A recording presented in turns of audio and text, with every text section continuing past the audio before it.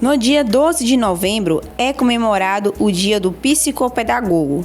Começa aí a profissão da psicopedagogia, aquela que é capaz de acreditar quando o mundo desacredita, que independente das dificuldades, ainda somos capazes de voar e que todos podem encontrar oportunidades para continuar. Só que de uma forma leve, lúdica, prazerosa, criativa, colorida e muito eficaz. O psicopedagogo atua ajudando crianças e adolescentes e adultos que enfrentam dificuldades em relação ao processo de aprendizagem, como a dislexia, a descalculia, TDAH, dificuldade de aprendizagem não verbal, transtorno de linguagem expressiva e o TEA. Olá, ouvintes da Rádio 94 FM, você que nos acompanha através do Conexão 94 ou através das nossas redes sociais. Estou aqui no espaço psicopedagógico Vida e Aprendizagem e ao meu lado aqui está a doutora Nadijane Alves. E não podemos deixar de homenagear aqueles que escolheram a tão nobre profissão de estar ao lado, daqueles que não sabem o quão longe eles podem ir. Doutora, a minha primeira pergunta para você é: qual é o papel do psicopedagogo? O papel do psicopedagogo é investigar as causas dos bloqueios que podem estar afetando a aprendizagem da adolescente, E isso trazendo prejuízos para a sua vida acadêmica. Precisamos compreender se esses bloqueios são de natureza metodológica, se são de natureza neurobiológicas, emocionais. Então, é preciso compreender esse contexto. Doutora, e como funciona, o papel do psicopedagogo, As consultas, o acompanhamento, como é que funciona? No primeiro momento, nós temos o contato com a família. Então, com a família, nós buscamos todo o contexto da criança, desde a gestação até os dias atuais. Depois, nós entramos em contato com a escola para também ter um olhar da escola, uma resposta da escola, como eles observam os comportamentos das crianças, o adolescente, e também nos dar pistas de compreender, esse comportamento da criança, para depois nós fazermos avaliações propriamente ditas com as crianças ou adolescentes, Dentro dessas avaliações, nós investigamos como é que está o vínculo dessa pessoa, desse indivíduo, com os objetos e conteúdos da aprendizagem. Então, através de testes padronizados, testes qualitativos e o raciocínio profissional. Do raciocínio profissional, nós podemos obter essas respostas e, ao final dessas avaliações, com a resposta, nós montamos um plano terapêutico para sanar esses déficits que aparecem ou essas causas que foram deixadas, ou seja, o produto que a criança deixou aqui dentro da clínica. E ao final, com o resultado dessas avaliações, é que podemos montar o plano terapêutico para desenvolver as habilidades que ele precisa.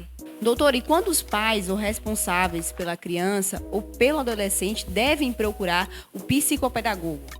Quando a criança apresenta um baixo rendimento escolar, a própria escola já relata para a família, A família também já começa a perceber.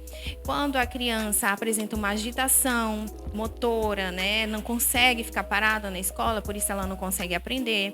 Uma falta de concentração também, ou uma agressividade. Doutora, e na prática, como a gente tem aqui esse brinquedo aqui, eu não sei especificamente o nome, como é que funciona esse atendimento, a brincadeira, no caso, você vai fazer com a criança no desenvolvimento?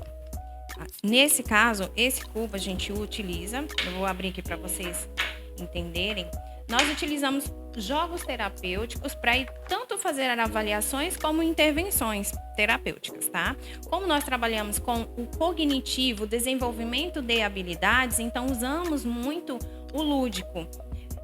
Trazemos toda a teoria para a prática, de forma lúdica. Então, esse jogo aqui, esse cubo, o que a gente pode trabalhar e observar? No caso, se a criança já tiver, se a criança ainda está em avaliação, nós podemos utilizá-lo de forma a entender como é que ela monta esse cubo e quais áreas que ela pode estar em prejuízo ou não. Por exemplo, ao montar esse cubo, como acontece, tem crianças que não têm paciência, porque ele exige um esforço mental. Então, você vai montando aqui ao ponto que a criança já... eu não consigo, eu não quero. Vamos fazer outro? É assim que eles falam. Então, você já vê que o nível de engajamento é baixo, né? O nível de persistência também. E aqui, também, dentro da avaliação, nós podemos ver a criança tá indo, tá persistente, só que ela não consegue. Então, às vezes a criança ela só olha muito e não resolve o problema. Então, nós conseguimos identificar se há um bom planejamento, a flexibilidade cognitiva, que é a capacidade que nós temos de solucionar um problema de diferentes formas. Então, nós usamos jogos terapêuticos para desenvolver essas habilidades. Doutor, igual fizemos aqui agora, né? Abordamos no caso aqui a concentração e tal, mas tem crianças, acontece de ter crianças, né? De ela ter o acompanhamento psicológico do psicólogo, ter também o acompanhamento do psicopedagogo? Sim, acontece sim. Não só do psicopedagogo com o psicólogo, como o psicopedagogo com o fonoaudiólogo e o neuropediatra, né? Porque às vezes nós levantamos hipóteses, né, por exemplo, de que a causa daquela não aprendizagem da criança pode ser de ordem neurobiológica ou emocionais. E aí a gente faz esses encaminhamentos para trabalharmos em conjunto, cada um dentro da sua área.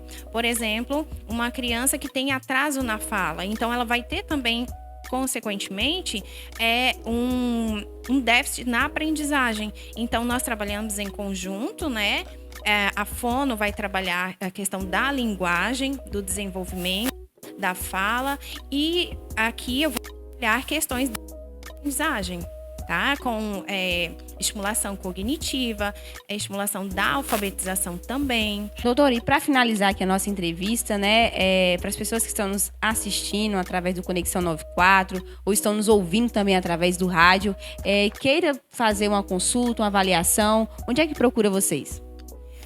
Estamos localizados na Rua São Lourenço 600A, no centro de Nanuque. Inclusive, nós temos também outros profissionais aqui no Espaço Psicopedagógico Vida e Aprendizagem, como o neuropsicopedagogo Wesley Rosa, temos também a Mainan Guedes, também psicopedagoga, e eu, Nadiane Alves, também psicopedagoga.